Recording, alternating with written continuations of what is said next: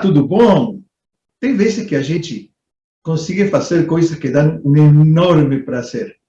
E hoje tenho para conversar com a gente um grande amigo. Mas não só é um grande amigo e um querido, ele é querido por muitas pessoas. É o Jorge Toledo, o Jorginho, o guru de CRM e de CX. A gente vai ter um enorme prazer de conversar com ele hoje. Tudo bom, Jorge? Como que você está? Tudo bom, Gustavo? Prazer estar aqui, prazerzaço estar aqui. Obrigado mesmo pelo convite, né? Fico lisonjeado pelo convite aqui, muito feliz de poder estar aqui com você hoje. Obrigadão pelo Meu convite. amigo, o prazer é todo meu, acredite. Jorge, eu te conheço já há umas quantos anos, nem vou falar quanto para que ninguém saiba como estamos de velhos. Acho que já bateu 10 anos já bateu 10 Já anos. bateu, né? Disfarça aí. Então, e tem uma coisa que me chamou muito a atenção ao longo destes anos. Quando eu te conheci, você já era uma figura super destacada em CRM. Não é à toa que estão te chamando de guru, e a gente vai falar disso também. Mas sempre teve dentro de você um rebelde, um hippie, como eu gostava de chamar, e ao mesmo tempo convive com ele, super mega executivo, que consigue trabalhar em empresas multinacionais de primeiro nível. Como você faz para conseguir contornar ou homologar esses dois aspectos tão diferentes da tua personalidade? Bom, na verdade, não tem fórmula mágica, não, né? Primeiro que eu demorei um tempo para conseguir perceber isso, acho que durante uma boa tempo, um bom período da minha vida, da minha carreira, essa dualidade entre o hippie e o não hippie sempre esteve dentro de mim, só que eu não tinha consciência disso, não tinha a percepção clara de que isso existia. Já faz, né, talvez uns 8 anos, um pouco mais, isso ficou mais evidente, mais claro para mim que eu tinha, né, essa dualidade dentro de mim. Então, assim, a primeira parte da minha vida profissional foi meio descobrindo sozinho, né? Muitas vezes tendo que lidar com angústias, porque eu me via sendo, entre aspas, aí, obrigado a fazer alguma coisa no meu trabalho que ia contra o que a minha vontade de um hippie dizia, né? E às vezes eu fazia coisas no trabalho que o hippie me pressionava a fazer, depois eu tinha que lidar com aquilo, né? Então, à medida que eu fui amadurecendo e fui tomando consciência e aprendendo ferramentas, técnicas, né, eu fui aprendendo a lidar melhor com isso, né? E até chegar a um ponto de poder potencializar ele, né? Potencializar essa dualidade. Então, durante um período, eu quando tive consciência de que eu tinha nessa dualidade, eu passei a controlar ele melhor. Ó, fica aí, agora não é hora do hippie, guarda aí. Agora é hora do executivo e tal. Agora aqui, estou no meio de um palco, falando para lá 800 pessoas, né, num simpósio de marketing no Rio de Janeiro, né, nessa hora o hippie ajuda, né, porque se eu ficar ali falando quadradinho, quadradinho, quadradinho, vai ser mais um falando quadradinho, quadradinho. Então, nessa hora, deixa o hippie vir, o hippie solta um pouco, ele fala um pouco mais, usa mais a mão, inclusive, né, essa mão que você está vendo aqui, balançando, ela tem uma característica forte que vem do hippie.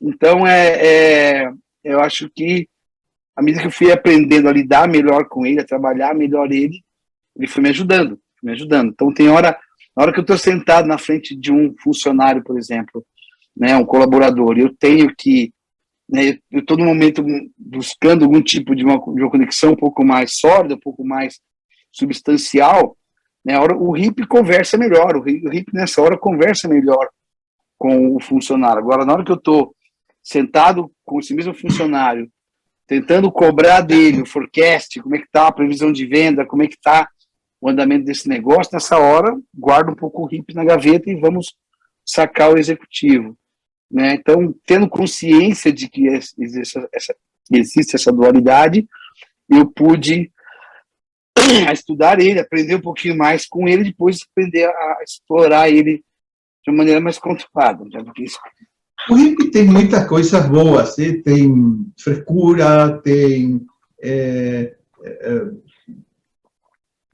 basicamente, é uma criança. Eu acho completamente que espontâneo, né? Eu acho que o hippie, o que ele consegue, ele é uma desculpa, ele tem uma capacidade de conexão muito grande. Então, se eu estou sentado na frente de um cliente, claro, numa mesa de negociação com 7, 8, 10 executivos do outro lado, não dá para você sacar um hippie e ficar ali sendo, né, legal. Agora, você está sentado na mesa individual ou numa mesa de jantar, do outro lado tem um outro executivo. Esse hippie tem um olhar jovem, tem um olhar o hippie vai... No meu caso, o hippie faz eu perguntar como é que está a família, como é que está teu filho, o que ele faz, o que ele não faz. E ao fazer isso, a conexão individual ali, ela fica mais rápida, mais forte e mais sólida também. Né? Então ajuda bastante. Esse olhar jovem, esse olhar de criança, esse olhar de enxergar as coisas de uma forma completamente nova, te ajuda muito na hora de transitar a vida nas multinacionais? Sem dúvida. Também é algo que amadureceu, né? Era algo que estava ali, quer dizer, quando você olha, né, no dia a dia, se você não percebe que você tem isso, você acaba usando sem perceber. Na hora que você começa a perceber que isso existe, você acaba potencializando. Eu sempre tive alguns hobbies que foram fortes para mim, significativos para mim, né? Só depois eu fui perceber o quanto que característica, que soft skills, para usar um termo bem de negócio, né? Quais soft skills que aquele hobby, aqueles hobbies me trazem, né? E como que eles, de alguma maneira, foram influenciados no meu dia a dia, no meu trabalho, né? Eu tenho, por exemplo, um hobby muito grande de lidar com plantas, mexer com plantas, né? Isso é uma conexão primária, instintiva. É uma conexão que a equipe tem. Eu sempre gostei. E aí, há uns, acho, mais de 20 anos atrás, eu admirava muito bonsai, via bonsai, falei, cara, eu fiz um curso de como fazer para construir bonsai, para formar bonsai, para cultivar bonsai, cuidar de bonsai, como fazer poda, como amarrar. E é um exercício de muito detalhe, né? Um exercício que você tem que ficar olhando, você tem que prestar atenção, e você tem que olhar. Então, por exemplo, você está olhando uma árvore qualquer, montou ali um bonsai, né? Sei lá, um cedro chinês ali, que é uma árvore que é bem comum se encontrar em bonsai.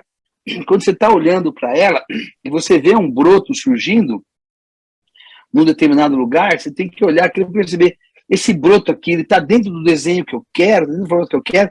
Então, assim, o olhar do buscar o novo, encontrar o novo, e tentar entender esse novo, para onde que ele está indo, é um soft skill que vem disso, né? Depois de um tempo, eu passei a cultivar orquídeas, porque o bonsai é muito lento, demora muito para você ver. Né? Você vê o novo, demora muito, demora um ano quase, você vê um galho se formar, né? Depois cortar ele, né? Sacanagem, você espera um ano, o galho formou, vai lá e corta. Aí a gente vai cortar. Então, eu passei a cuidar de orquídeas, que deu uma dinâmica maior, a velocidade é maior, você consegue ver a mesma lógica, uma lógica parecida, né, de procurar um novo, encontrar um novo, entender um novo, e dali ver para onde que esse novo está levando. Eu acho que esse é um olhar que você chama de olhar de criança, né, um olhar jovem. Eu acho que é daí, né? De novo, no meu negócio é uma coisa, eu estou ali sentado, conversando com o vendedor, com o funcionário, com o cliente, e o cliente vê muito isso, né? O cliente vem e traz uma informação para você, você fala, nossa, não tinha percebido isso, de onde veio isso, né? Como que isso aconteceu? Não, por causa disso. Então, aquele mesmo interesse que eu tenho em olhar, talvez, uma flor, né, de uma orquídea formando, entender para onde que ela vai, quando um cliente me dá uma informação, puta, eu pego aquilo e falo, então isso aqui de onde veio isso? Como é que isso aconteceu? O mesmo interesse dali veio, né, na hora de trocar o negócio. Mas, de novo, demorou um tempo para perceber esse soft skill associado a esses hobbies, né? Talvez seja uma dica, né? Quer dizer, quem nos escuta nesse podcast, nesse canal, nesse vídeo, talvez tentar olhar o que você gosta, né? Tenta olhar o que você gosta e ver quais são os soft skills que te atraem. Eu gosto de jogar bola. Não sei se tem uns soft skills que são clássicos ali, né? Competitividade e tal, legal. Mas como é que você se comporta? Como é que você se comporta? Você é o cara que fica Não, cara, eu gosto de ficar na defesa, não gosto de correr muito na frente, tá? Legal, isso é uma característica. O que essa característica, né, revela sobre você ou sinaliza sobre você que você pode explorar no seu dia a dia de trabalho? Sou goleiro. Sou goleiro. Como é que é um goleiro? Qual o papel? Quais são as características que tem um goleiro e como que essas características aparecem no seu dia a dia, no seu trabalho, né? Tem muitos esportes que podem ser utilizados como analogia em diversos tipos de empresas ou até para soft skills, como você está falando. Pensa que a conselheria, o coaching, nasceu a partir do tênis. Se você vê o rugby ou o futebol americano, é um trabalho em equipe, é um trabalho de coordenação, é um trabalho de resiliência, é certíssimo. Isso nem todo mundo enxerga. Você está vendo isso porque tem esse olhar da criança. Eu acho que o legal, aí só para encerrar, se a pessoa conseguir tentar olhar como é que ele joga aquele jogo. Porque uma coisa é você falar, o rugby é um jogo de equipe, assim, legal. Mas como é que você joga? Talvez, né, é uma coisa individual. Como é que você olha para você mesmo? Né? Como é que você joga esse jogo? E quais são os soft skills que estão presentes na hora que você está jogando esse jogo? Ou está cozinhando? Tem vários amigos agora gostam de cozinhar, né? Gosta de churrasco. Legal. O churrasqueiro tem soft skills bem diferentes daquele cara que está sentado montando. Você está sentado ali na cozinha montando o risoto e gosta de montar o risoto. Qual é o soft skill que você está usando quando você está montando o seu risoto ali, né? Então, isso é uma maneira legal de olhar o seu hobby, tentar entender como é que você opera esse hobby e quais são os soft skills que você desenvolve, percebe, né, na execução desse hobby. Muito bem notado. Me diz uma coisa, Jorge. Conta para nossos assinantes por que te chamam de guru. Não sei, eu acho que talvez, às vezes eu fico um pouco incomodado com esse título, né? Porque, sei lá, o primeiro que a palavra guru, ela tem uma origem bem caracterizada, né? Quer dizer, o guru é aquele que está ligado a uma filosofia de vida, né, de religiosidade indiana, é aquele cara do Oriente que ficava lá, né, se afastava do povo, ficava sentado lá numa gruta lá, né? Tem toda uma história filosófica de como surge essa doutrina filosófica lá, né, de minimalista, né, de buscar no mínimo possível de viver, e ao mesmo tempo você ter a capacidade de poder maturar, pensar, avaliar aquilo, tema, seja ele qual for. No caso dos gurus indianos, a razão da vida, o que é a verdade, o que é a pureza, o que é a beleza, né? Então, por eles terem essa capacidade, essa característica de ficar lá se aprofundando, as pessoas iam lá buscar neles essa informação, né? Eu estou aqui trabalhando no meu dia a dia, deixa eu ver o que o guru acha disso, né? E aí nós transportamos isso para o mundo corporativo, mundo do conhecimento, né? Então, quando me chamam aí, eu fico meio assim, falo, bom, não sei se eu sou tão guru assim, mas assim, a minha experiência de CRM, ou de CX, ela vem, né, desde 1999, quando nós começamos essa conversa no Brasil, na América Latina, né? Até então não existia, nem esse termo existia, né, na América Latina. Ele foi cunhado nos Estados Unidos, na Califórnia, e ele se propaga e chega no Brasil a partir de 1999, quando a gente abriu aqui no Brasil a Cibel, né, a primeira empresa de CRM. Já existiam outras, Vantage já estava aqui, Clarify já estavam aqui, mas elas não tinham esse discurso, eles não tinham esse posicionamento. Eles se posicionavam com uma venda de um software específico de call center, né, de atendimento, como automatizar o call center, e o CRM vem trazendo uma filosofia muito mais aberta. Não, você entender o cliente, perceber o cliente, saber quem é o teu cliente, o que ele quer, o que ele não quer, como interagir com ele, aonde interagir com ele. E isso esse pioneirismo, né, nos obrigou a fazer muita coisa, nos obrigou a aprender muita coisa. Eu lembro das primeiras reuniões que a gente fomos todo mundo lá para os Estados Unidos, vamos lá ser treinado pelos né, quem tinha bolado essa ideia toda lá na Califórnia, e está aqui que você tem que aprender, está aqui que você tem que falar, tal. Nós voltamos para o Brasil, para a Argentina, México, que a gente atendia muito, a gente ia para o cliente e levava o termo, e o cliente não entendia, mas isso aí não estou entendendo, né? Deu trabalho para que a gente conseguisse fazer, né, não só o nome ficar, mas também a filosofia, né, ficar, o conceito ficar, né? Foi uma verdadeira evangelização, né? Muita conversa com jornalistas, o jornalista não entendia nada, mas como assim e tal. Então isso obrigou a gente eu tinha que aprender também. Como é que eu transporto essa mensagem americana que lá tinha uma certa maturidade, o mercado americano tinha uma maturidade, sempre tem uma maturidade diferente do mercado latino-americano e brasileiro. Então, como que eu adapto essa conversa, né?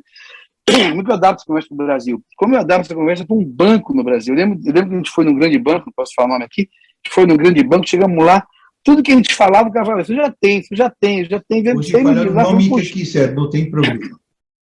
Tá bom, foi no Banco Itaú. Né, nós fomos, na verdade, era na divisão Unibanco Cartões, tinha sido comprado pelo Itaú, mas ainda era Unibanco. E o diretor lá, o gerente, né, o diretor, tudo que a gente falava, isso eu já tenho.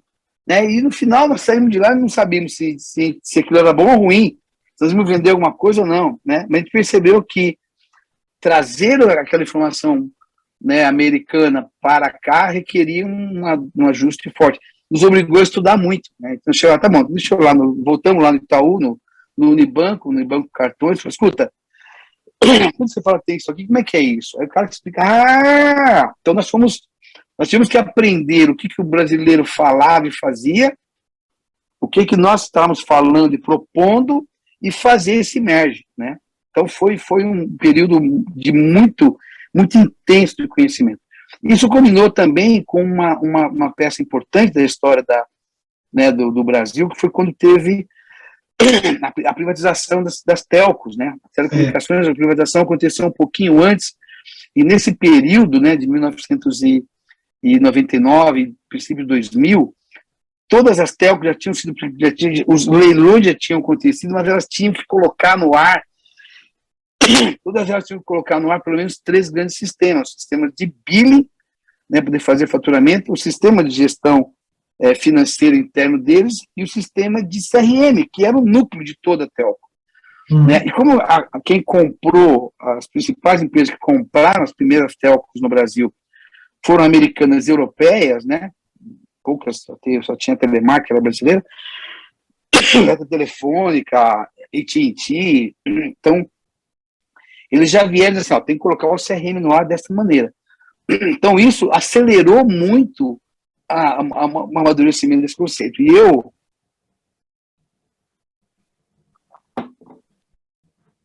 nessa época, a minha principal indústria era telecomunicações. Então, quando completa 1 ano e meio de Siebel, nós tínhamos saído do zero, em termos de maturidade, conhecimento, para o mercado já estabelecido e já maduro. Então, assim, esse processo de amadurecimento ele foi muito intenso, né? Brasil e também América Latina, né? Nós tivemos que fazer muita coisa também na América Latina e outros países, porque o momento de telecomunicações na América Latina, nos países, era muito parecido com o momento do Brasil. O que a gente estava aprendendo aqui, a gente estava conseguindo levar para lá.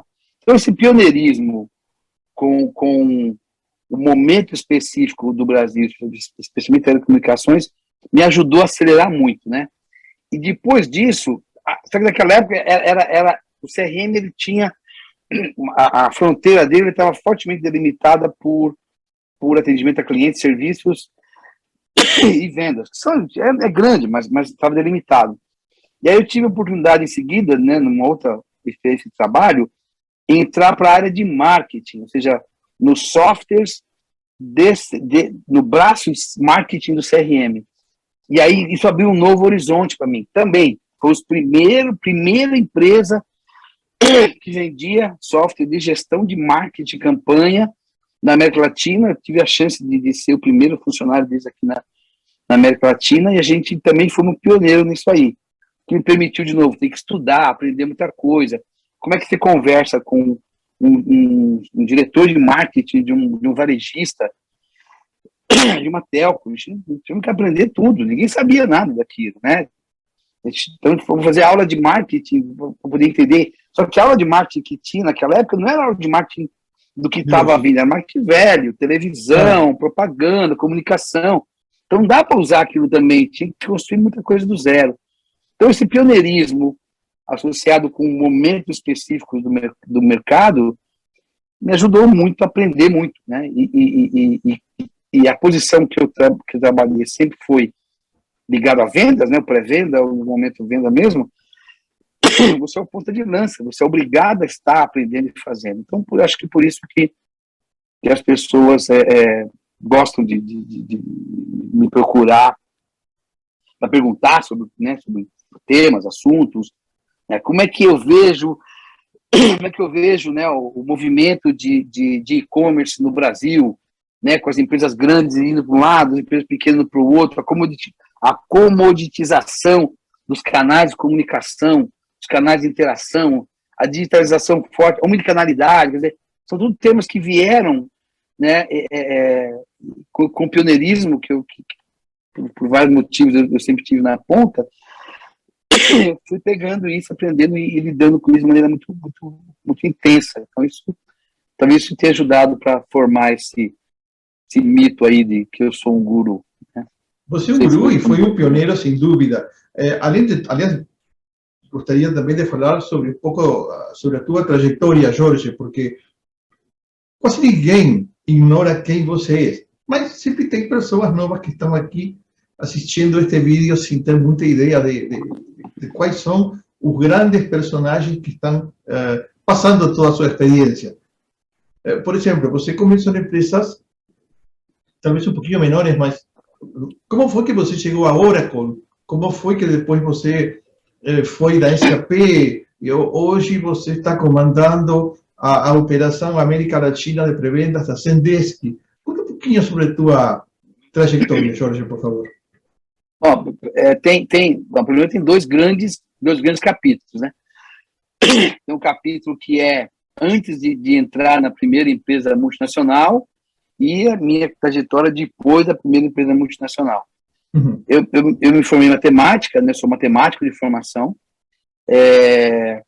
e na época que eu estava, né, na faculdade, eu comecei a trabalhar com informática. Eu comecei a trabalhar em informática na época que o Brasil estava dentro da reserva de mercado, então era muito limitado, tudo era muito limitado, tal. Então a gente exploramos, né, tivemos que construir tudo, não existia microcomputador, né? Meu primeiro microcomputador eu comprei de um contrabandista, do Paraguai. Fomos buscar o computador lá na Moca, escondido, com medo da polícia pegar a gente. Não podia comprar, ninguém vendia computador no Brasil, não existia computador em loja, não existia nada disso. Então, toda a minha trajetória vem trabalhando em empresas brasileiras. Aí eu trabalhei em desenvolvimento de software básico, né? Eu escrevi código básico, código de máquina, né? Eu fazia intervenções em hardware, não existia essa microinformática que existe hoje, né? Até que minha carreira me levou a trabalhar com empresa americana, né? Representar a empresa americana, e talvez por causa da minha formação de matemática, licenciatura, tal, minha facilidade de falar, eu acabei desenvolvendo uma facilidade de expor e explicar as coisas. E aí, quando, em 1997, 96, 97, uma empresa americana resolve abrir escritório no Brasil, a PeopleSoft, e ela precisava de um técnico, alguém que tivesse conhecimento de tecnologia para ter o papel de pré-venda. Então, é a primeira vez que eu entro numa empresa multinacional, funcionário, empresa multinacional. Já tinha tido experiências internacionais antes, mas com empresa brasileira, indo para fora, fazendo curso lá fora, fazendo interações com... Também é um pioneirismo incrível. Qualquer dia a gente faz um podcast ou um vídeo só para contar sobre o pioneirismo da informática no Brasil. Né? Tem um monte de história curiosa aí. Mas então eu venho e a minha experiência como pré-venda. Então vou aprender a ser um pré-venda de maneira organizada, estruturada, seguindo ali os padrões e formatos e regras dos americanos, né, na PeopleSoft. Depois, PeopleSoft, né, a gente abre, então faço startup da PeopleSoft, faço startup da Siebel, já contei um pouquinho aqui, depois eu faço startup da Epiphany, primeira empresa de marketing, né, e fico até a bolha estourar, a bolha de informática estourar. Aí eu vou para o SAS Institute, uma empresa fantástica, empresa que tem uma mentalidade completamente diferente da mentalidade das empresas que a gente costuma trabalhar, um viés acadêmico muito, muito forte. Me encontrei, fiquei muito feliz lá, trabalhei também como pré-venda lá durante 2 anos. E aí, nesse período, a Oracle adquire a Siebel, e aí, para reconstruir o que era a Siebel no Brasil e na América Latina, eles começam a chamar algumas pessoas que trabalharam assim. Então, a Oracle me chama, já em 2006, eles me chamam para incorporar a equipe como pré-venda, né, para ajudar a vender Siebel no Brasil. Ali, né, como indivíduo contributo mesmo, como funcionário, em 2006, saio em 2016 como Senior Vice President, como vice-presidente, né, como vice-presidente da... Você fez uma carreira espetacular na Oracle. Na hora que eu saio como head da organização de Marketing Cloud, fazendo toda a criação da estrutura de Marketing Cloud. Então, esses 10 anos na Oracle foram muito intensos, com cada 2 anos grandes movimentações. Nesse período eu tive, eu tenho muito orgulho disso, eu tive a oportunidade de participar de um programa de formação de liderança na Harvard Business School, né, por 6 meses, um programa bem intenso lá, foi fundamental para os passos seguintes que eu fiz na minha vida. Foi, né, muda completamente a sua maneira de enxergar o negócio. Você foi dos primeiros a fazer aquele programa. Na turma da Oracle, sim. Nós era uma turma de 140 pessoas, nós tínhamos 8 brasileiros no total lá na turma. Foi uma coisa incrível. 6 meses de trabalho intenso lá. E eu fiquei na Oracle até 2016, quando eu recebo um convite da SAP para construir na SAP toda a estrutura de CX, né, Customer Experience, que é um nome mais moderno, mais amplo do CRM, e eu aceito o desafio, vou para a SAP, primeiro como CEO dessa divisão, para construir a maior parte das equipes que não existiam lá. Fico quase 3 anos fazendo isso, depois eu assumo a equipe técnica da divisão de CX da América Latina, né? Na Oracle, desde 2009, eu já assumo a América Latina, então desde 2009 eu já sou América Latina, nunca deixei de ser América Latina. Isso é uma coisa também que eu gosto muito, né? De ir para o México, para a Argentina, mas conhecer esse povo, conhecer essa gente. É muito rico, é muito gostoso fazer tudo isso. E aí eu assumo na SAP, eu fico no último período, eu fico como head da equipe de tecnologia lá, no começo cuidando de venda e pós-venda, depois cuidando só de pré-venda, né? E aí agora, né, depois de 6 anos na SAP, a Zendesk me procura com uma proposta de novo bem bacana, né, de reconstrução, na verdade, de capturar um mercado que é muito diferente para a Zendesk, que é um mercado de contas de clientes corporativos, de contas enterprise, que é um desafio que tem que construir tudo do zero também, toda a estrutura de venda, pré-venda, marketing, prospecção da Zendesk tem uma característica muito forte de pequenas e médias empresas, e tem que refazer, ou reconstruir, não, mas criar toda uma estrutura nova, processo novo, conhecimento novo, para poder fazer venda corporativa, que é onde eu estou agora. Você continua sendo pioneiro. Eu preciso disso. Para mim, o pioneirismo é o que me movimenta, né? É o que me faz levantar de manhã e encarar os desafios do dia. Tem um ponto que eu não queria que você deixasse de contar, relacionado ao programa de autismo, que você tinha uma enorme proximidade na SAP. Conta um pouquinho. Bom, eu sempre tive muito interesse por essa diversidade, né? Eu sempre atuei muito forte na vida educacional do meu filho, né? Meu filho tem 29 anos hoje, tem um doutorado. Conta sobre o teu filho, vai, rapidinho. Não dá muito não, ele não gosta que eu fale muito dele, não. Mas ele não vai ver esse vídeo, não se preocupe. Ele não vai ver esse vídeo, Não, meu filho, ele escolheu uma carreira acadêmica, ele se graduou em economia na Universidade de São Paulo, pela USP, depois ele seguiu a carreira acadêmica fazendo mestrado de economia na GV, e agora ele está fazendo doutorado, PhD de economia lá na NYU, na New York University, Nova York, tocando, né, uma carreira acadêmica como maravilha, realmente no doutorado.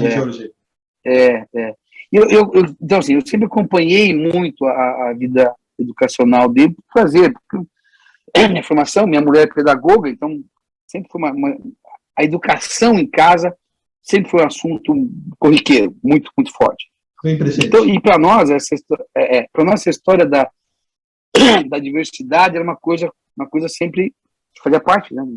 Como é que eu vou estudar educação ignorando as diversidades, homem, mulher, né, jovem, velho, preto, branco, né? E aí, quando eu cheguei na Oracle, tivemos alguns projetos. A Oracle não tinha na época projetos muito estruturados, mas a gente tentava fazer alguma coisa, então procurava contratar, né, ter uma equipe com uma diversidade razoável e tal. Quando eu cheguei na SAP, a SAP tem uma estrutura um pouco mais organizada, e ela tem um programa global chamado Autism at Work, que é um programa que tem uma empresa externa especializada em recrutar e treinar jovens autistas para vender esses jovens autistas para as empresas. E o principal cliente dessa empresa no mundo é a SAP. Então, quando eu entrei na SAP... da inclusão. Quando eu entrei na SAP, a SAP a SAP Brasil estava começando a implementar o programa, e eu falei, cara, eu quero entrar nisso aí também e tal. Aí eu entrei, peguei um dos papéis que tinha lá, que é o papel de mentoria, né? E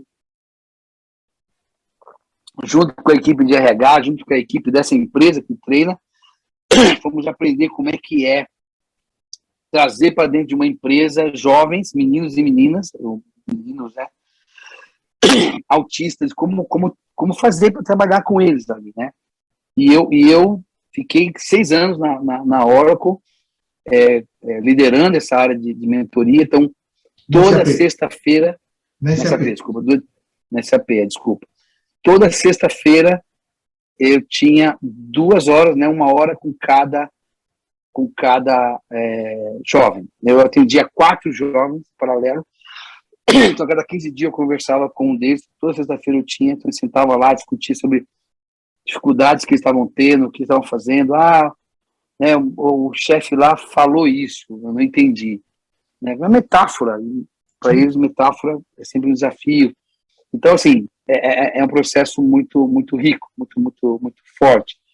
E, assim, é interessante, Gustavo, porque, claro que tem um lado social disso, tem um lado do trabalho, ser um trabalho bonito, claro que tem isso, claro que sim, mas, para mim, eu acho que uma das coisas que eu evolui muito lidando com isso no dia a dia, eu uso isso quando eu converso com jornalistas, com as pessoas que me perguntam sobre esses programas. Eu falo o seguinte, olha, nós somos uma empresa, eu trabalho no mercado de tecnologia, certo? Hoje estou Zendesk, né, sabe? Eu trabalho no mercado de tecnologia. O mercado de tecnologia, ele só existe, e a empresa só existe nela se ela inovar. Uma empresa que não conseguir inovar durante 2, 3 anos, ela morre. Ela morre, deixa de existir. Certo, certo, legal. Isso quer dizer que eu tenho que inovar. Legal. Para eu inovar, eu não consigo inovar se todo mundo está na minha equipe for homem branco. Por quê? Porque o modelo mental do homem branco é parecido entre eles. Então, a chance que eu tenho de inovar fica restrita. Se eu tenho na equipe homem branco e mulher branca, a mulher branca, para ela chegar onde ela chegou, sobreviver o que ela sobreviveu, passar por todos os desafios que ela teve como menina, como jovem adolescente, como jovem adulta, ela teve que desenvolver modelos mentais específicos. O homem preto, outros modelos mentais específicos. O menino preto da periferia, lá do Capão Redondo, ele crescer, sobreviver, crescer, estudar, aprender, apanhar, deixar de apanhar. Lá no Capão Redondo, ele teve que fazer exercícios mentais, modelos mentais, diferentes do menino de Moema. Não tem certo ou errado, nem melhor nem pior, mas são modelos diferentes. São diferentes. A gente precisa dessa diferença na hora que eu coloco um problema, ó, vamos atacar esse cliente aqui, o concorrente ali, né, Salesforce. Salesforce está concorrendo lá. Legal, como é que eu vou ganhar da Salesforce aqui? Vamos lá com a nossa força, nossa coragem. Não vai dar certo, cara. Só com a nossa força, a coragem não vai dar certo. É uma coisa diferente.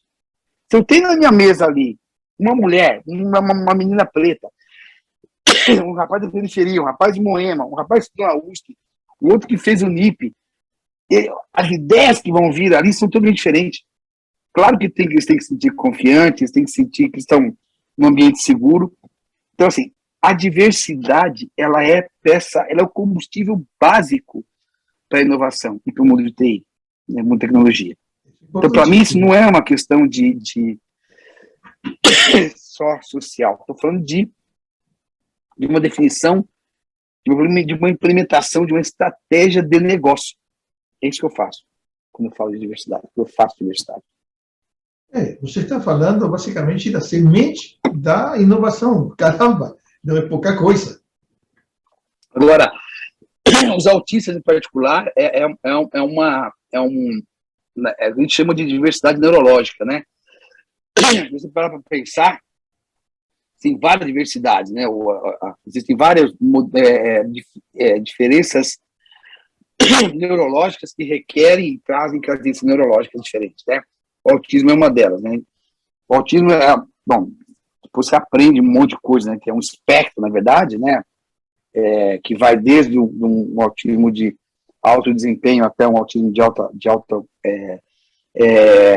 severidade, que tem dificuldades, né, fortes ali de atuação, de interação, né? De relacionamento de interação. Você vai aprendendo, né? Você vai usando, né? É incrível, tem histórias fantásticas. Eu tinha um jovem que eu conversava, que atendia ele, a gente acha que todo mundo é igual, né? Cada um tem sua. Ele tem uma característica que é a capacidade que ele tem de memória fotográfica. E memória fotográfica mesmo, assim, ele pega um livro, ele lê, ele praticamente fotografa a página daquele livro. Isso permite que ele consiga voltar na página quando ele quiser, na cabeça dele. Isso é incrível. Você está conversando com ele, você faz uma pergunta, ele virava assim a cabeça meio de lado, você via que ele foi lá na Wikipedia, na página que eu da Wikipedia, ele lia a página para mim. Fulano de tal, nasceu em tal ano, em tal lugar, blá, blá, blá, blá, blá. É incrível aqui. Nossa senhora, caramba, isso como é que eu uso isso, né, no trabalho, né? Claro que ele tinha outros desafios também ali de como interagir com as pessoas, tal, né? Mas é um público incrível, incrível. Eu recomendo, né? Quem tiver a chance de conhecer, né, ter alguém na família e tal, né, se aproxima com cuidado, com respeito, né, tratando eles de igual. Essa é a principal, né, dica. Às vezes algumas pessoas perguntam, mas aí como é que eu faço? Tratar como igual, cara, o mais igual possível. São diferentes, não são iguais, mas tem que tratar o mais igual possível, né? Descobre as coisas com ele.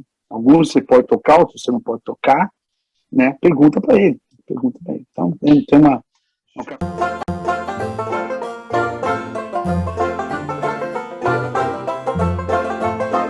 de nuances. Por que você não conta um pouco também agora para nossos assinantes o livro que você está escrevendo? Você é um grande admirador da época da Segunda Guerra Mundial e tem um conhecimento vasto, muito grande. Mas são poucas as pessoas que você sabem que você está escrevendo um livro. Eu queria que você contasse isso. Essa história desse livro é uma história que é um daqueles é, é, pendências, né, que vão ficando e você vai ficando cada vez maior, né? O pessoal que me conhece já sabe, que não me conhece, né? Eu desde muito jovem eu tenho interesse pela Segunda Guerra Mundial. Não sou bélico, não sou belicista, não tenho tem arma, não tem nada Você é disso, nada disso, né? totalmente o contrário de uma pessoa bélica. Você é uma Eu pessoa sou o hippie, super pacífica. eu sou o hippie pacifista, mas a Segunda Guerra Mundial, ela sempre me atraiu pela magnitude dela, pelo tamanho, tudo nela são números absurdamente grandes, né? Tanto que a gente fala, né? Nunca teve uma guerra igual a ela e nunca mais vai ter Não, também. esperemos que não. As tecnologias não permitem mais que a guerra tenha um tamanho como ela tinha, né? Quantidade de soldados, quantidade de tanques de guerra no campo de batalha. Tem uma batalha lá em Kursk, lá na antiga União Soviética, na Rússia, 5.000 tanques de guerra de um lado, mas 7.000 tanques de guerra do outro, tudo no mesmo lugar, um dando um tiro no outro. Você imagina o que é isso? Isso é uma coisa que hoje a Rússia usa 120.000 soldados para invadir a Ucrânia, e já acha que é muito. Nossa, isso aí era para invadir uma vilazinha lá na Bélgica. Então, não é uma. Os números eram. Então eu sempre tive esse interesse, desde muito jovem, que me levou a ler muito livro, estudar muito, né, estudar o assunto de maneira quase acadêmica mesmo. E uma vez conversando com um amigo, né, com amigos sobre isso, alguém pergunta, o que você acha aquilo, aquilo, tal. Uma amiga, uma jovem amiga na época, fala, pô, minha avó é sobrevivente de campo de concentração, né, de Auschwitz, tal, polonesa. Eu falei, puxa vida, que legal, né? Eu não tenho uma foto, né? Porque tinha uma foto minha, eu do lado de um sobrevivente no campo, né? Eu nunca tive essa honra, né? Será que não dá para... Pergunta para tua avó lá se ela não deixa eu tirar uma foto com ela, eu vou lá na casa dela. Aí passou alguns dias, essa minha amiga me procurou, falou, olha, você não quer ajudar a gente a registrar as memórias dela, porque, né, meu avô, que é o marido dela, teve lá um derrame, não consegue mais falar, e a partir daí ela começou a falar mais sobre a guerra e tal, e a gente não consegue registrar, a gente não sabe. Então, não quer registrar, aí, puxa vida, aí virou um projeto, né? Fui lá, entrevistei meu amigo, a família da minha amiga, para saber o que sabia, li 2 livros sobre o lugar onde a dona Sara Schiffer, chamava, ela já faleceu. E aí fizemos 8 entrevistas com ela na casa dela, gravamos em áudio e vídeo, tal, as entrevistas. E quando, assim, o projeto é fazer um livro, né? Fazer um livro. Isso foi em 2006. Só que aí minha vida entrou numa outra linha, né? Com a ida para a Oracle, né? Coincidência, né? Da ida para a Oracle me levou para um outro caminho. E eu fiquei tentando escrever esse livro. Escrevi blog, escrevi um capítulo, publicava no blog, não ficava ruim, nunca ficou bom. Eu olhava para aquilo, já não está bom. Fazia um capítulo em primeira pessoa, fazia um capítulo em terceira pessoa, fazia um capítulo só com o que ela escreveu, com o que ela falou, era pequena, vou colocar a história no meio, fantasiava, conversas, uma confusão danada. E eu fui arrastando isso. Ela faleceu, né, nesse período. E eu falei, cara, eu preciso acabar esse livro, preciso fazer esse livro. Aí agora, no meio do ano, eu tive a chance de conhecer um escritor que eu admiro muito, né, o Thales Guaraci, um historiador, ele não é historiador, ele é um escritor que escreve livros da história brasileira, fantástico, recomendo. Tive a chance de conhecer ele e puxei a conversa, falei, cara, tem essa história, esse livro aqui, como é que eu faço, né? Precisava de um coach, precisava de um cara que nem o Gustavo Garay para falar, faz assim, faz assado, entrega isso aqui, né? Ele falou, cara, tem uns caras aqui que fazem isso. Ele me indicou uma equipe, contratei essa equipe está me ajudando agora, né, a meta é acabar até o final de 2022, dezembro tem que acabar esse livro, estou escrevendo ali, estou muito contente com o resultado, completamente diferente do que eu estava fazendo antes, né? Eles me ajudam muito, criticam, tá indo, né? Então o livro que a gente chama de biografia ficcional, né? Eu conto a história da dona Sarah Schiffer, a trajetória dela lá na juventude, um pouco da infância, juventude, né? E o período que ela ficou no gueto da cidade onde ela nasceu e viveu, que é a cidade de Lodz, na Polônia, a ida dela, né, para o campo de concentração de Auschwitz, a sobrevivência dela, né, a saída dela do campo, ela é levada como prisioneira pelos alemães, pelos nazistas, em fuga, e ela é resgatada, né, em Hamburgo, pelas tropas da Grã-Bretanha, da Inglaterra, né, e ela passa então a viver ela é levada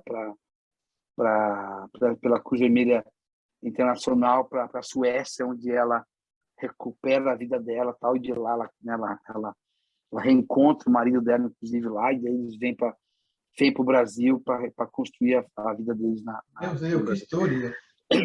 Essa história que eu tenho que contar. Então, assim, não dá para contar só isso porque é muito curto. Então, eu tenho que explicar, né? Tem fatos ali que ela contou, tem fatos que ela conta que eu tenho que explicar o contexto. Então, tem fatos que ela conta, fatos históricos reais que ela não conta, que eu tenho que contextualizar, e nós vamos colocar pedaços de ficção que ela não contou, mas a gente imagina, conversa. Por exemplo, tem uma passagem, né, esse gueto onde ela viveu, na cidade de Lodz, tem uma passagem que é dramática, super dramática. Se vocês procurarem na internet, tem vídeos, tem música, que conta isso, né? Que tem um momento lá que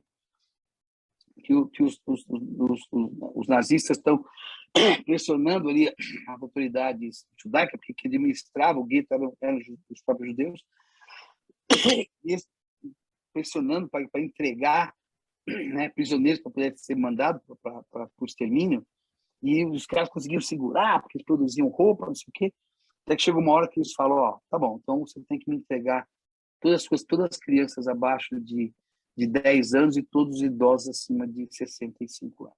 Caramba! Acima de 65, acho que 60 anos. Então, e aqui, não teve negociação. Então, é um discurso famoso que o líder judaico ele vai para uma praça, que é onde ele fazia os anúncios, então ele chama pelos alto-falantes, então a população vai para essa praça e ele tem que falar: me entreguem aquilo que vocês têm de mais valor, me entreguem o seu passado, me entreguem o seu futuro, né? Daquela noite, né, centenas, né, de crianças e centenas de crianças, quase milhares de crianças, na verdade, mais de 1000, são levados para o campo de extermínio, né? Então, assim, a dona Sarah não me contou as conversas que ela teve com a amiga dela. A gente pode imaginar. Então, a gente vai colocar coisas ali para poder, né, passar essa emoção, essa força. E qual o medo que ela sentiu, a tristeza que ela viu. Ela não tinha filho, ela jovem, nessa época ela tinha 20 e poucos anos. Mas ela morava dentro de um apartamento que viviam outras famílias que tinham crianças. Né? Filho, dá para imaginar a dor que ela sentiu ali. Então é isso, né? Esse livro... Temos previsão para editar esse livro? Tem que ficar pronto em dezembro. Não sei se a gente consegue editar, mas acho que no primeiro semestre do ano que vem a gente consegue fazer alguma coisa aí de lançamento. Quando estiver pronto, você vai vir aqui e vai apresentar o teu livro. Vai ser uma honra. Vamos ver. Com certeza. Tomara. Jorge, tem que acabar isso aí. Pensando em que este tipo de coisas não aconteçam mais, e realmente foi uma etapa da humanidade terrorífica. E pensando como o mundo hoje está se orientando. Hoje temos hackers tirando sites de bancos governamentais do ar, e temos pessoas vivendo num mundo que não é real, que é o metaverso. Temos a famosa inteligência emocional da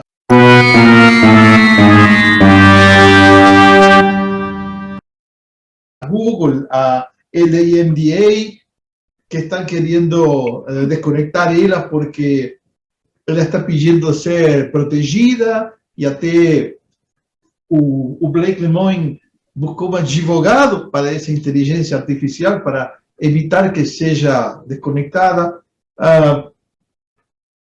ao qual o Sundar Pichai, que é o CEO da Google, realmente rejeitou, né? Mas está aí a coisa. Como você vê o futuro da tecnologia neste merge que acabo de te contar, de te falar, de diferentes approaches que tem a tecnologia aqui na frente, estamos vivendo isso. Você é uma pessoa de tecnologia, você viveu a maior parte da tua vida a tecnologia e você ainda está inovando com ela. Qual é o limite? Tem limite? Ô, Gustavo, essa pergunta é muito difícil, é muito complicada. Eu acho que, bom, primeiro assim, tem limite? Não, não tem limite, não tem limite. Né? Eu costumo falar isso para as pessoas, os mais jovens não entendem, né, essa minha metáfora, mas os mais, um pouquinho mais velhos, acho que eles entendem. Quando a gente era jovem, um dos maiores filmes, bom, teve 2001 de no Espaço, que abordou a inteligência artificial, mas teve um filme que foi um marco, né, para falar sobre tecnologia, o mundo futuro, tal, que foi o Blade Runner. Ele trouxe um monte de um futuro distópico e esquisito, onde clones humanos, peças de corpos humanos eram feitos, não sei o que e tal. E assim, então, assim, era uma futurologia forte ali, forte. E eu falo, olha, aqui, as pessoas que escreveram o livro, as pessoas que escreveram o roteiro e colocaram isso no ar no filme, na época, estamos falando de 1980 e pouquinho, 70 e pouco, 80 e pouquinho, 82, acho que o filme é. Eles não imaginavam telefone celular, não tinha telefone celular no filme. Não tinha. Quando lá o investigador tinha que ligar para alguém, ele ia no orelhão. No orelhão, é verdade. Bacana. O orelhão era bacana, tinha uma tela, televisão, a pessoa atendia, escrevia, mas era orelhão. Não existia. Ninguém tinha pensado telefone celular. Não tinha internet. Ninguém tinha pensado alguém num computador poder lá fazer uma checagem e dali entrar numa biblioteca. Não tinha. Então, assim, uma obra... o famoso relógio se lançou o Agente 86 para se comunicar. Nunca o que é hoje. É verdade. Então, assim, o Blade Runner, que era foi sempre um marco, não conseguia imaginar o que a gente tem hoje. Né? Então, já o que vai ter daqui a 15 anos? Não tem ideia, não tem ideia. Né? A gente vamos conectar um tubo aqui, vamos entrar no metaverso e ficar vivendo lá numa Matrix? Não sei dizer. Agora, você começou falando sobre a guerra, você falou, né, que se repetir, não repetir. Eu tenho a impressão seguinte, e aí eu tenho, né, tentado estudar, né, filosofia, Kant, Spinoza, esses caras, né, a impressão que eu tenho é assim, nós temos alguns valores como sociedade que regem uma boa parte do nosso comportamento. Né? Se a gente olhar muito do que a gente faz hoje, um ataque cibernético, não difere quase nada de um ataque de uma tropa, uma tropa de visigodos que cercando, tentando invadir Gênova, né? É igual. Mudou a ferramenta. Mudou a arma. Mas antes o cara morria. Também morre hoje. O cara pode fazer uma coisa lá no computador, lá no hospital, e as pessoas vão morrerem. Né? Como já deve ter acontecido, a gente nem sabe. Né? Então, assim, os princípios eles são muito parecidos. A sensação que eu tenho é que essa lógica de grupo, de tribo, ela tende a ficar, entendeu? O que talvez não fique sejam as fronteiras nacionais, como nós enxergamos hoje, né? Talvez daqui a uns 20 anos, 30 anos, não faça mais sentido existir uma fronteira separando o Brasil e a Argentina. Se a moeda é uma criptomoeda que não está lastreada com nenhum indicador de economia de um território. E eu posso usar essa criptomoeda para pagar um prestador de serviço que está lá na Índia. E ele vive feliz da vida com essa criptomoeda que ele está recebendo lá. Por que eu tenho que recolher o imposto para pagar o imposto para o rei? É isso, né? O país nada mais é que isso. O país Brasil, o país da Argentina é um grupo de um rei com soldados assim, estou aqui para proteger vocês. Proteger nós de quem? Na época era isso, né? Lá os francos lá, ó, vocês pagam para mim os impostos, eu protejo vocês contra os germanos. Né? Os germanos vêm aqui, eu sou franco, vão bater nos caras.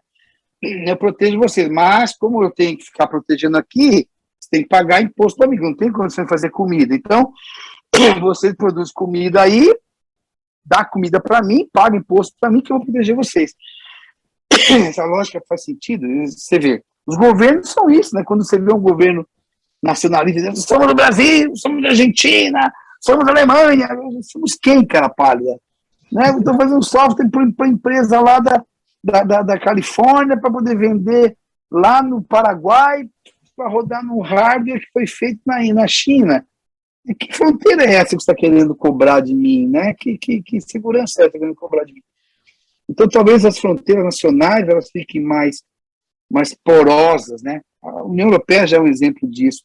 Sim, é verdade. Ela fica mais porosa. Agora, por outro lado, também olhando para a história, o humano sempre reage, né?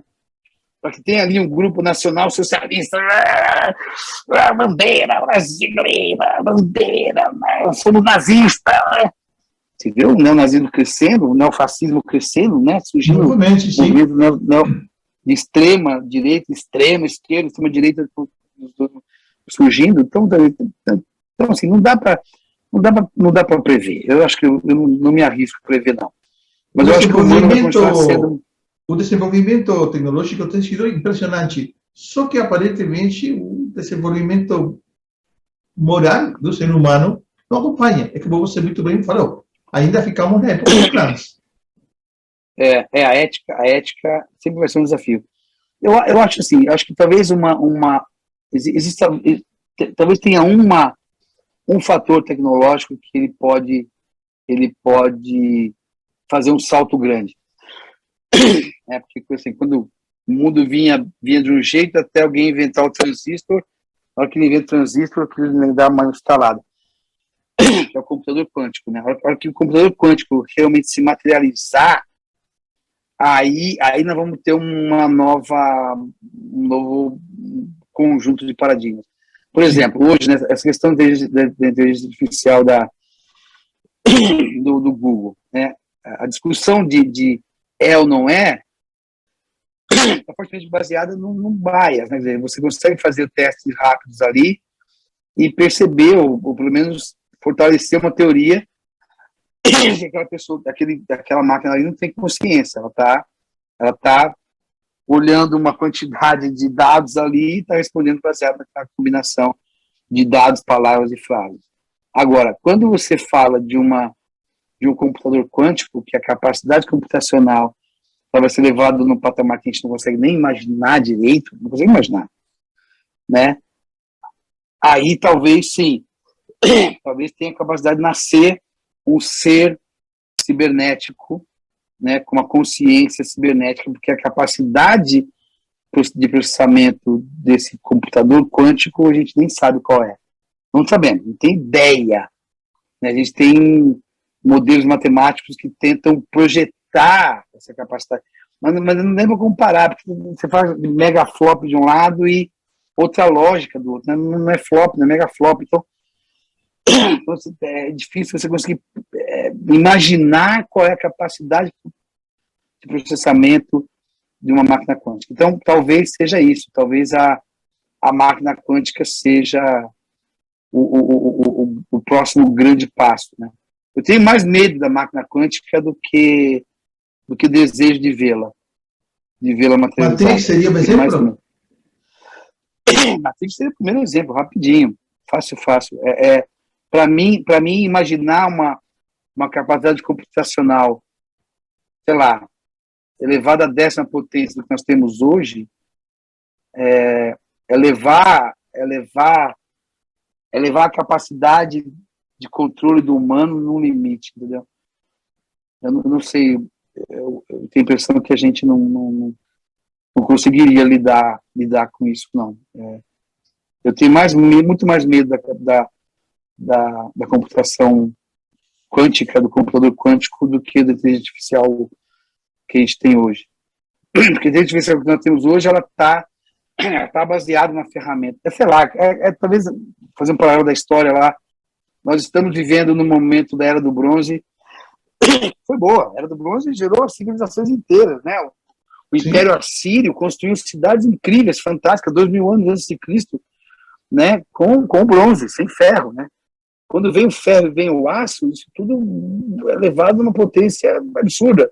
Na Primeira Guerra Mundial só existe porque existe o aço, né? Quer dizer, aquela quantidade de mortes que nós vimos na Primeira Guerra Mundial, por causa do aço. Então assim, a computação quântica, ela pode, eu diria que provavelmente vai nos levar a romper barreiras que eu não acho que sejam boas para a humanidade, não. Eu tenho medo disso aí. Não gosto disso, não. Me diz uma coisa, Jorge. A pessoa que neste momento está assistindo e pensando, putz, eu queria tanto ser como ele.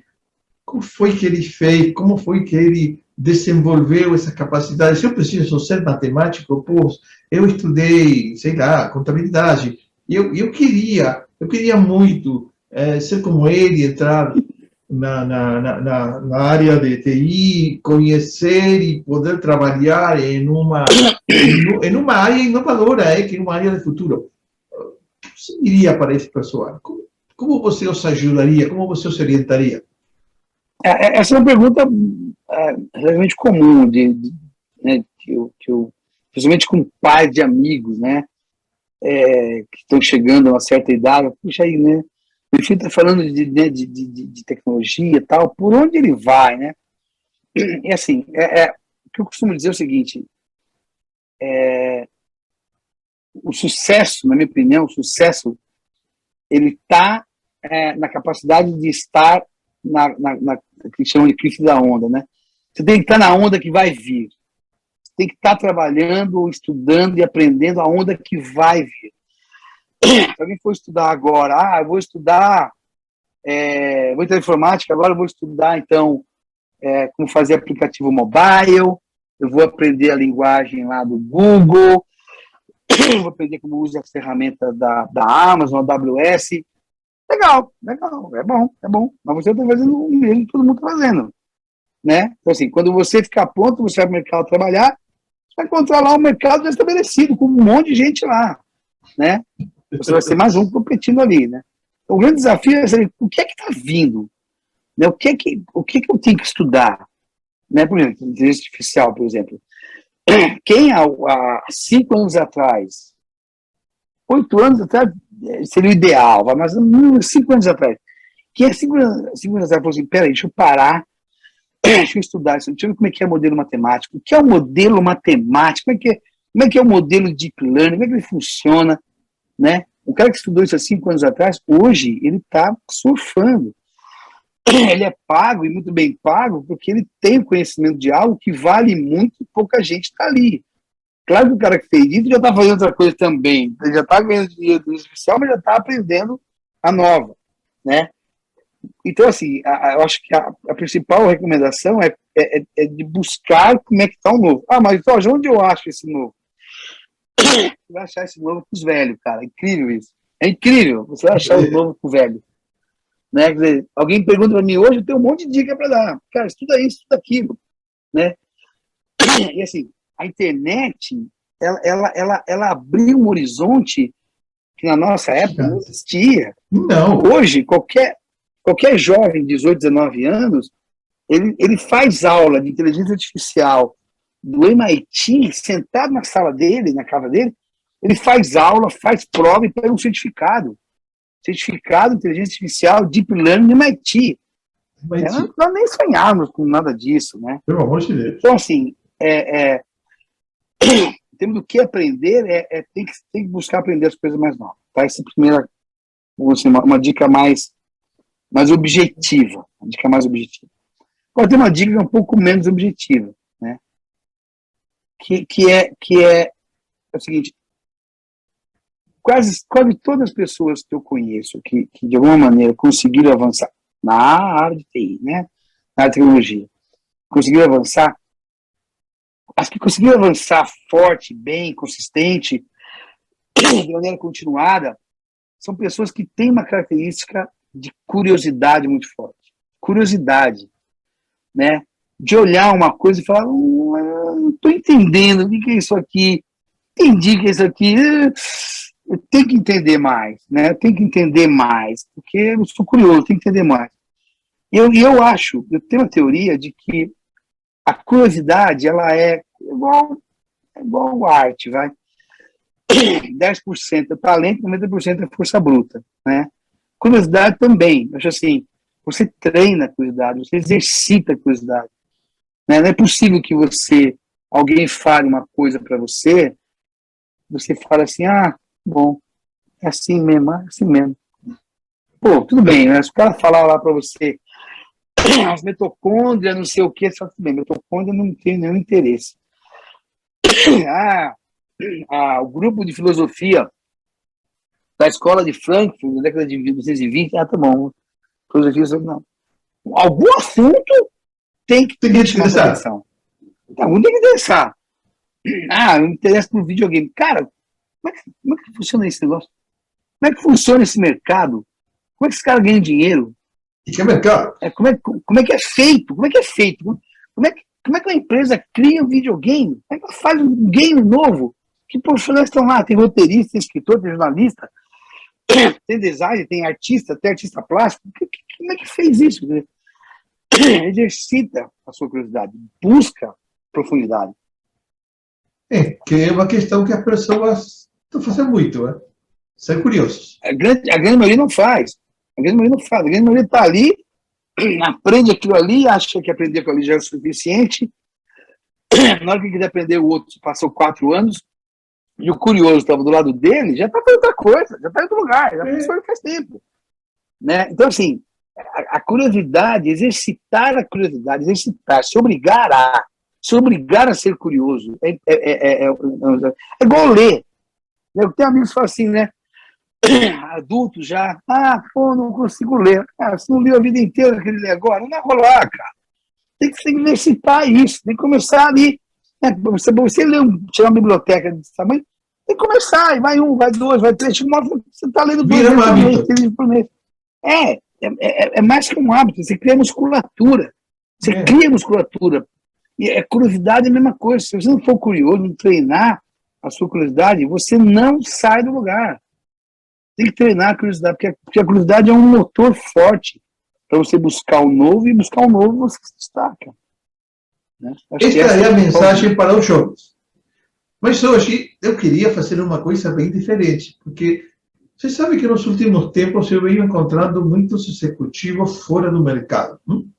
Aqueles 52, 5 anos, que vão ficando fora do mercado e entram naquele desespero de pensar no que eu vou fazer da minha vida para continuar sendo produtivo. E eu ouvi já vários deles perguntando, eu quero entrar na área de tecnologia da informação, eu quero entrar em TI. Como que eu faço isso? Bom, ninguém mais autorizado e com melhor conhecimento para responder essa pergunta que o Jorge Toledo Guru vai responder para eles. Legal. Bom, primeiro eu acho que é um desafio forte, não é um desafio simples, né? Porque você tem as pessoas elas têm uma história, uma carreira, e ao entrar num outro segmento, eles, né, a tendência natural das pessoas pensarem é meio que de abrir mão da história deles para poder construir uma história nova. A minha sugestão é não fazer isso, a sugestão é fazer o contrário. Porque assim, toda área, toda tecnologia existe para resolver um problema. Ponto. Certo? Resolver um problema. Todo problema está associado a um negócio. Então, por exemplo, vamos pegar um uma pessoa que trabalhou 20 anos na Telefônica, na Vivo, tá? Trabalhava na área de negócio da Vivo lá. Ah, como é que eu faço? Vou poder vender, não sei o que lá, implementar, não sei o que. Trabalhava na área de negócio da Vivo.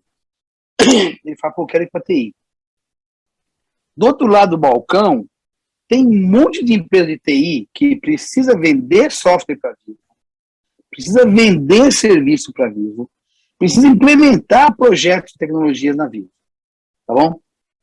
Esses caras, se eles tiverem só pessoas que conheçam a ferramenta dele, a tecnologia dele, não conseguem fazer o projeto bem na Vivo. Então, essas empresas precisam de gente chegar lá e falar assim, cara, tem 20 anos de Vivo. Eu vendia isso. Esse conhecimento histórico do negócio onde esse cara trabalhou, essa pessoa trabalhou, tem valor na empresa que vende software, que vende serviço, que implementa projeto. Tem valor. E tem muito valor. Eu, quando eu recruto, eu preciso disso. Eu olho e falo assim, essa pessoa trabalhou 8 anos no Walmart. Caramba, esse cara falou, 8 anos no Walmart, eu que cuido de equipe de venda, pré-venda.